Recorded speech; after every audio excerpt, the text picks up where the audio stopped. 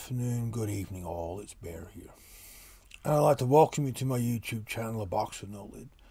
A channel I'm creating to not only just to bring awareness of the day-to-day realities trauma creates, but also to delve into the mechanisms that create traumatic experiences and our responses, and to explore ways and understandings to help support healing and the improvement of the quality of our lives.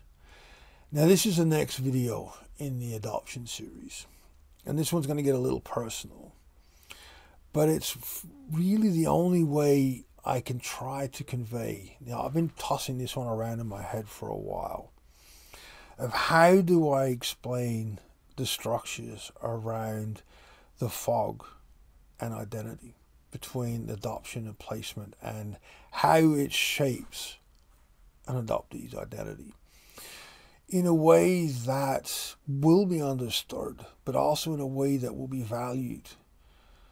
Because without valuing this understanding, it just creates defiance and the reinforcement of the fog, the reinforcement of the two definitive sides, those who have had the fog collapse or pursuing to heal and step out of the fog, and those adoptees who virulently defend adoption and all their components and support bases. Without getting into that debate and that argument, how do I approach explaining the fog and identity? And what does that actually mean? Like, I've raised it in components in other videos in this adoption series, but what does it actually mean? Now, in my own journey, as I said in a previous video, when I found out about my biological parents, the little bits of information that I had access to, and how my father was a three-tour veteran of the Vietnam War, and my mother was a volunteer nurse, and so forth, and their cultural backgrounds both being mixed-race First Nations, American and Canadian, and how I was linked to Operation Baby Lift or the 60s Scoop era, which is what, when I was in Canada and the US, all the aunties and grandmas constantly said, "You're a scoop baby, you're a scoop baby, you're a scoop baby." I'm not saying 100% that I am. I have no proof of that. But I put that out in this context purely, and as I've done it on other social media platforms, with the explanation of, if people come across my profile, they might give it a second look because if they're looking for a son or a relative that was taken. That is the only reason. It's not claiming any other validity than that potential of being found by my family. But through that background and the pre-verbal and the predispositional aspects and all these components that I've talked about in other videos, and the religious component of my upbringing in my adoptive family, and how, and like I said in previous, I never met those expectations. The identity that was constructed had so many cracks in it that it kept me separate, because it was a constructed, and I knew from a very young age that I was an adoptee, and so forth and so forth. Excuse me. Yep, the choking thing's starting to kick in. But it's this thing of, when we construct our identity, we have to prove fundamentally, constantly, that we are part of a family. And a lot of that, even in more positive experiences with adoption, even where the adopted family are doing everything they can to create a life and a home for the child they've adopted in a good way, that child still has to prove they are part of, because the world challenges it. Why don't you look like you're adopted? Your mom and dad. Why your mom and dad? There's all these things that kids will ask. There's all these explanations. And all the fundamental differences around that. We create an identity based on having to prove. And when we have to prove, you're always coming from that inner felt sense of being less than. And when when we start to find about our biological past and the identities associated, the things that they did, whether a parent was a musician or so, we try to we go a little overboard in trying to connect to that, or we repel against it because of, well, why the hell were we given up for adoption? You know, it is all these things around that are shaping, and guess what I'm trying to say is it shapes around our need to prove who we are, because we don't really have an idea of who we are. We don't have a true felt sense of being part of. So everything comes around learned expression and the instructions that we have to follow that I've raised in previous videos.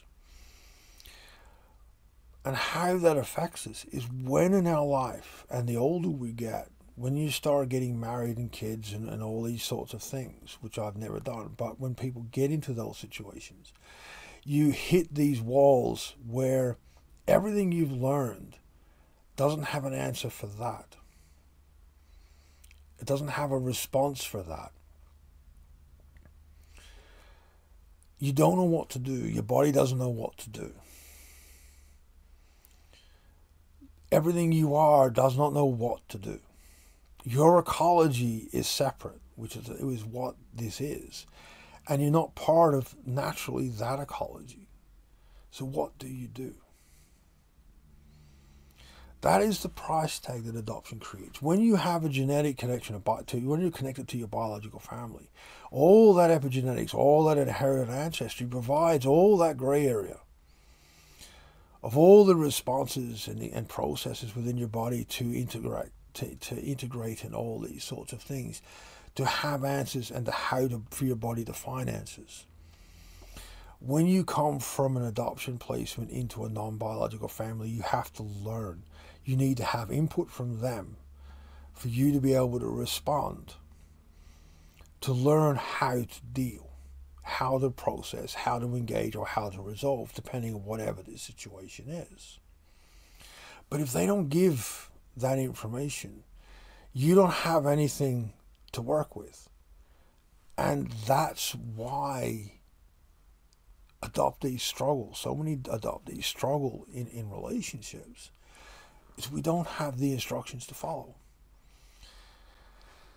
And hence the personal nature of this video is I'm trying to create the understanding to be given the grace. And what I mean by grace is the people who are in the friendships and relationships and interactions with us need to honestly, from that intent of our well-being, not their own, help us by providing that information. Because if it's provided in a way that is, well, why the hell don't you know, and all this sort of stuff that happens, we'll get reactive, defensive. It will be perceived as an attack, and we won't change. We won't learn. We need to be taught. I don't know how to say this without it being a little sounding condescending, but it's not intended to be. How an adult will teach a young child through compassion and honestly wanting that child to succeed is how we need to be taught how to engage and develop our identity to be able to be part of this world a little more, part of our relationships, and have a greater connection. Like I'm going to the next set of videos in the adoption stuff, I want to start to step into the attachment component. And that's going to be triggery and it's going to be complex. But this is kind of the precursor to it. Is because we had to create our identity from our interpretations, it didn't naturally develop from what we biologically inherited. We need to kind of bridge that gap. And that is very challenging and very hard to do. But if the world gives us the grace, if the people in our lives gives us the love and the support that we need, we can start to open that door and develop those paths. From a therapeutic perspective, I can't see how it can work other than being supportive, because of the connection, the intimacy that is required, the depth of connection that is required, that therapists, the desk won't allow.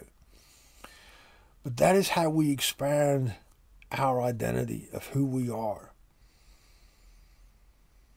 and how we connect and how we engage into a more felt sense. and we start to develop that so that we can learn how to be part of. I hope I managed to convey what I was trying to in this video. It is a very difficult, without making it extremely wordy or extremely triggering. But as I said, you know, we need the grace to learn and the understanding to be able to grow and to learn how to be part of. So as always, I love you guys' feedback, comments, and questions. Please be mindful. Please be respectful. And I'll see you next time.